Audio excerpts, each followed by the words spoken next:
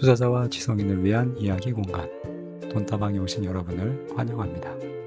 오늘은 가구당 순자산 통계 6억과 4.5억 어떤 게 맞는지 한번 여러 통계를 바탕으로 확인해 보도록 하겠습니다. 그럼 시작합니다. 제가 최근 한 기사를 보고 굉장히 충격을 받았는데요. 이 기사입니다. 빚 없이 6억이 있으면 대한민국의 평균입니다. 이거 보고 정말 너무 황당했습니다. 나름 30대로서 열심히 자산 증식을 위해 노력했다고 생각을 했는데 6억 자산 맞추기가 쉽지 않았거든요. 그런데 평균이 6억이라는 기사를 보고 맥이 탁 풀리는 기분이 들었습니다. 좀 자세히 보면요. 네, 한국은행이 발표한 국민 대차 대조표란 통계입니다. 이 통계에 따르면 순자산이죠. 네, 빚 없는 거예요. 빚 없는 순자산이 5억 8,900만 원. 그래서 이걸 좀 반올림을 해서 6억으로 표현한 것 같습니다. 6억이라는 거죠. 빚 없는 순자산이. 심지어 늘었다고 합니다. 2.4%. 아, 근데 아무리 생각해도 이게 저는 말이 안 된다고 생각을 하거든요. 저 같은 사람도 6억 모으기가 쉽지가 않은데 하물며 저보다 소득이 낮거나 그런 사람들은 이게 가능한가라는 생각이 들어서 좀 의구심을 갖게 됐어요. 그래서 이번 영상도 찍게 되었습니다. 그래서 좀 찾아봤습니다. 이게 자산 통계가 이거밖에 없나? 이게 진짜 맞는 건가? 너무 말이 안 되지 않나? 찾아봤더니 우리나라에서 요 가구의 자산을 알 수 있는 관련 국가 통계가 크게 두 가지 정도가 있었습니다. 그게 첫 번째가 이번에 최근에 발표된 국민대차대조표라는 통계, 또 하나는 가계금융복지조사라는 통계가 있었습니다. 그래서 지금부터는 이 두 가지 통계의 차이점을 서로 좀 비교해 가면서 어떤 게 조금 더 적절한가, 어떤 게 순자산을 조금 더 잘 나타내 주고 있는가, 정말 6억이 맞는가 확인을 한번 해 보도록 하겠습니다. 먼저 이번에 발표된 한국은행의 국민대차 대조표, 이 통계를 좀 살펴보도록 하죠. 이거 같은 경우는 통계청과 한국은행 두 곳에서 힘을 합쳐서 작성을 합니다. 그리고 각 경제 주체가 보유하고 있는 모든이 중요합니다. 모든 자산을 합친 겁니다. 그리고 이 주체는 무엇이냐? 조사에서 크게 네 가지 정도로 분류합니다. 비금융법인, 금융법인, 정부, 가계 및 비영리단체. 우리가 봤던 통계, 순자산 6억은 요 가계와 비영리단체 이 전체의 순자산, 여기 가진 전체의 순자산을 가구 수로 나눠서 계산한 값이라고 할 수가 있습니다. 또 모든 자산 중에 포함되는 것들, 토지, 건설, 부동산이죠. 쉽게 말해서 그 다음에 설비, 지식재산, 재고, 그리고 마지막 금융자산. 정말 말 그대로 모든 종류의 자산을 포함하는 그런 값이라고 할 수가 있겠고요. 조사 시점은 연말입니다. 그러니까 2024년 조사는 2024년 연말을 기준으로 딱 끊어서 자산을 조사했다라고 할 수 있겠죠. 그러면 가계금융복지조사는 어떤 조사냐? 좀 차이가 있습니다. 일단 조사 주체, 통계청, 한국은행까지 똑같지만 여긴 금융감독원까지 포함이 됩니다. 그리고 아까가 국민 대차대조표가 모든 경제 주체였다면 가계금융복지조사는 가구에 집중합니다. 우리의 세대. 따라서 정부나 법인은 조사하지 않아요. 그리고 자산 외에도 부채, 소득 통계도 여기 들어갑니다. 지출도 들어가고요. 그래서 굉장히 좀 종합적으로 가구에 포커스를 맞춰서 좀 종합적으로 조사한다는 특징이 있고요. 표본 조사입니다. 전수 조사가 아니고 전체에서 약 2만 가구 그런 통계적으로 비율을 조정을 해서 뽑겠죠. 뽑아서 메인이 면접으로 조사를 하고 인터넷 같은 걸로 보조를 좀 한다고 합니다. 그리고 자산 종류에도 좀 차이가 있습니다. 크게 금융, 실물로 나눠서 조사를 합니다. 아까랑은 좀 차이가 있죠. 아까 같은 경우는 뭐 설비, 뭐 지식재산 이런 게가 포함이 되는 반면 여기는 가구가 가계가 가질 수 있을 만한 종류의 자산으로만 조사를 하고 있습니다. 그리고 시점도 좀 차이가 있죠. 이건 3월 말입니다. 2024년 조사라고 해도 2024년 3월 말을 기준으로 조사를 하게 됩니다. 물론 자산과 부채만 3월 말이고 나머지 소득, 지출은 기준이 달라요. 아마 연말로 알고 있습니다. 자, 그럼 먼저 국민대차 제조표 먼저 통계 다시 한번 보겠습니다. 자, 2023년 대비 늘었다고 합니다. 2.4% 늘어서 5억 8,900만 원이다.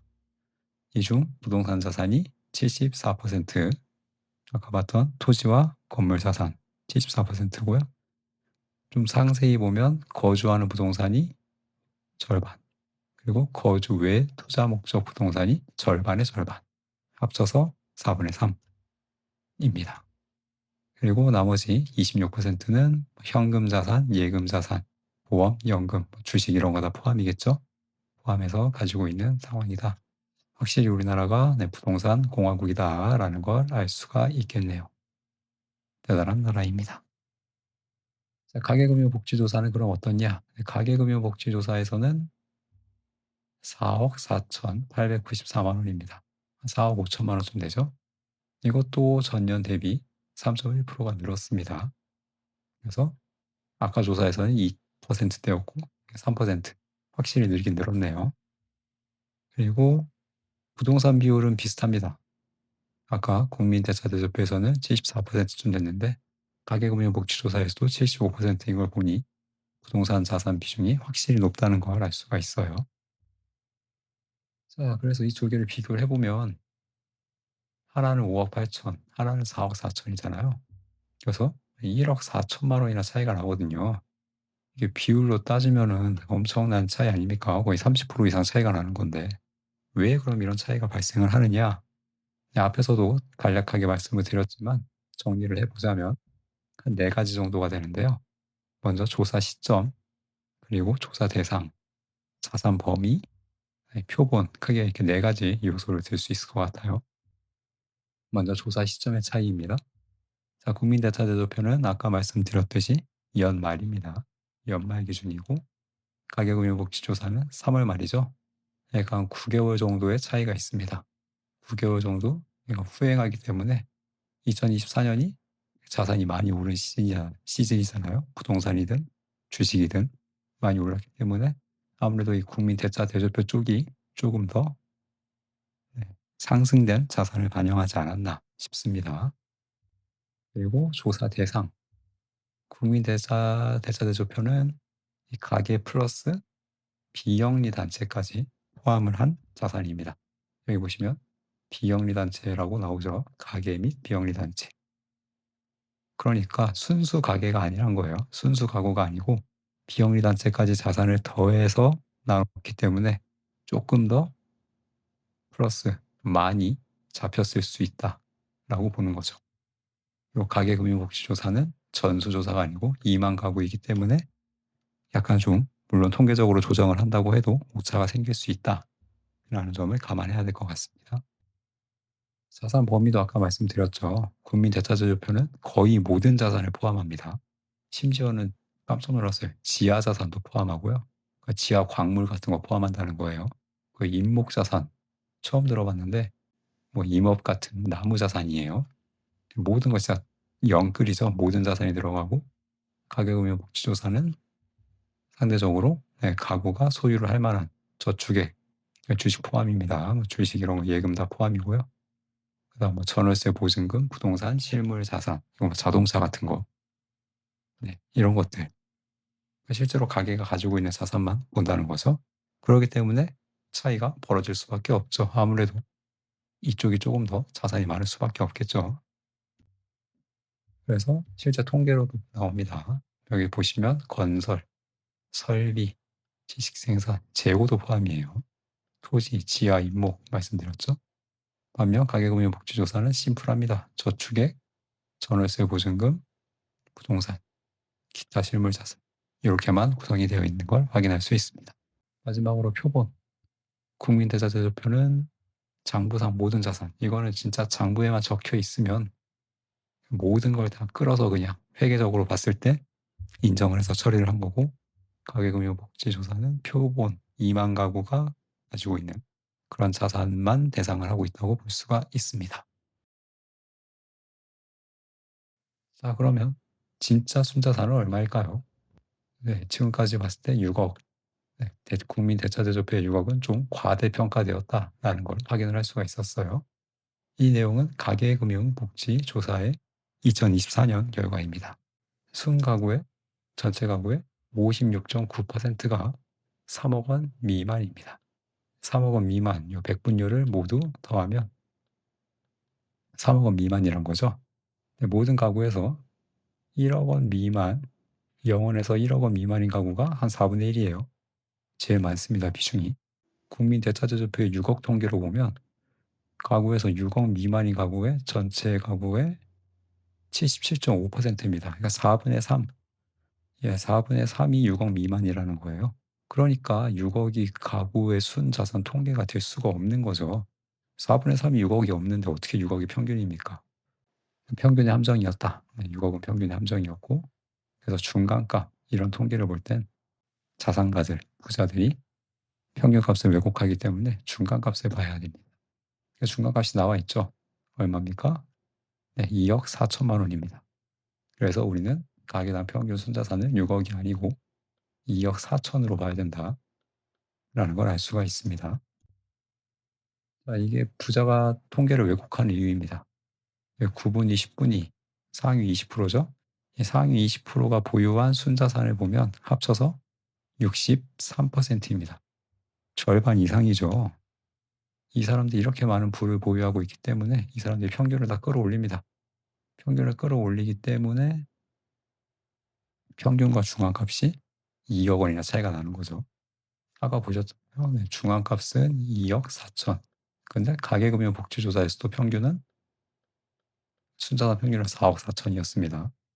그래서 중앙값 2억 4천은 평균값 4억 4천의 53%에 불과합니다. 가계금융복지조사에서도 이런 자산가들의 영향이 매우 크게 작용했다라는 걸 알 수 있습니다.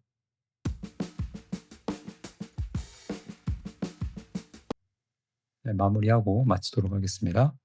자, 가구당 순자산은 국민 대차대조표 통계보단 가계금융복지조사가 조금 더 정확해 보인다라는 걸 확인을 할 수가 있었습니다. 그리고 가구당 순자산 평균 6억. 이번 언론에서 다뤘던 이 내용은 택도 없는 금액이다. 네, 부자들이 끌어올린 경우도 많고, 그리고 비영리 단체까지 포함한 금액에다가 모든 종류의 자산을 포함했기 때문에 너무 과도하게 잡힌 금액이다라는 걸 알 수 있었습니다. 또한 가구주 나이에 따라서도 상당히 편차가 컸는데요. 가계금융복지조사 결과인데요. 나이대별로도 통계를 내놨습니다. 39세 이하를 보면 가구당 순자산 평균이 2억 2천만 원밖에 되지 않습니다. 전체 평균의 절반이에요. 전체 딱 절반이죠, 거의. 네. 그래서 어디서 올렸느냐? 60대, 50대. 여기서 평균을 다 또 끌어올렸어요. 다 끌어올려서 상대적으로 2030, 우리 청년 세대들의 순자산은 굉장히 낮은 편이다. 그래서 뭐야, 나 이거밖에 안 돼? 내가 그렇게 가난해? 라고 생각하실 필요가 전혀 없다라는 거죠. 그래서 어찌되었거나 통계에 연연하지 말고 열심히 부지런히 자본주의적인 마인드로 살면 자산은 점점 모이고 부는 쌓이고 나중에 우리도 부자가 될 수 있다라는 말로 이번 영상을 마치도록 하겠습니다. 오늘은 가구당 순자산 차이에 대해서 알아봤습니다. 네, 많은 도움이 되었길 바라봅니다. 시청해 주셔서 감사합니다.